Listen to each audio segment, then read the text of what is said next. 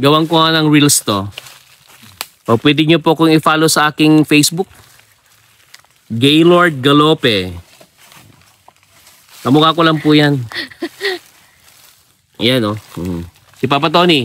Papa. Ayan si Papa Tony.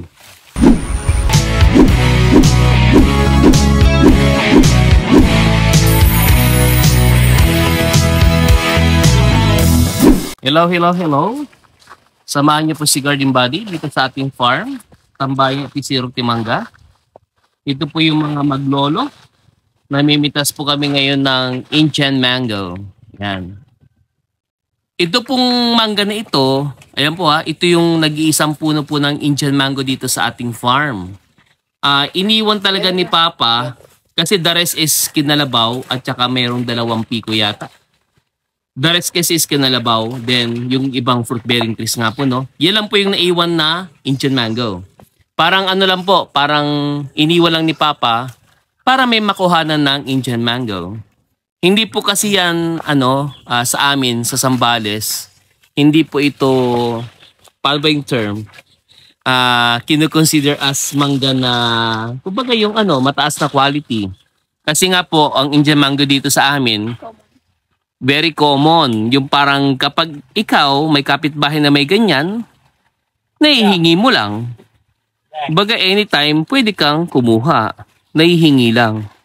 Parang hindi ganun kataas yung value. Ang Indian mango naman po kasi na ito, kaya mas pinili ni Papa na tag dito, ni-retain kasi nga po matamis itong mangga na ito. Ayan.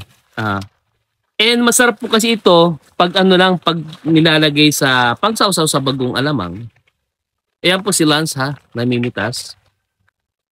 Ako kunin mo buo.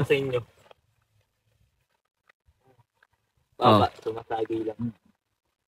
Sumasagi lang po yung Ayan.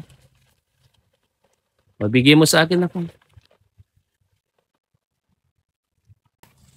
Gawan ko nga ng reels to. O pwede nyo po kung i-follow sa aking Facebook. Gaylord Galope. Kamukha ko lang po yan. Ayan Si Papa Tony. Papa. Ayan si Papa Tony. Hintay nyo sa kanya ito. Mabili ito Mabili po kasi ito. Pero dito po talaga. Magkano dati kinukuha pa sa isang sako? Yung mga namimili? 50. 50 pesos lang po isang sako. Yun po yung Ibebenta nila 30 isang kilo.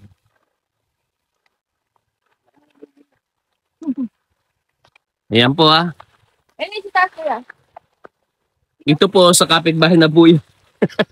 Hindi po yung puno sa amin. Yan yung bunga na sa kapitbahay na.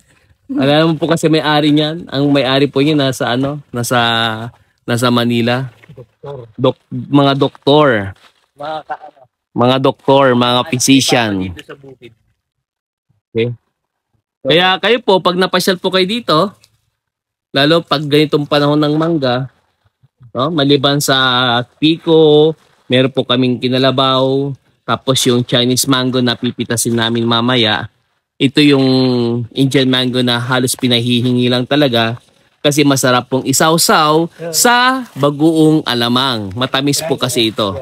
Nagsisihinugan na yung mga bunga kaya sayang naman, kaya pinitas na po namin. Ayan. Sige, babay na kayo. Sa mga hindi pa po nakapag-subscribe, mag-subscribe na po. Again po, Gaylord, your Garden Buddy. Dito Lance. Pakita mo dito yan.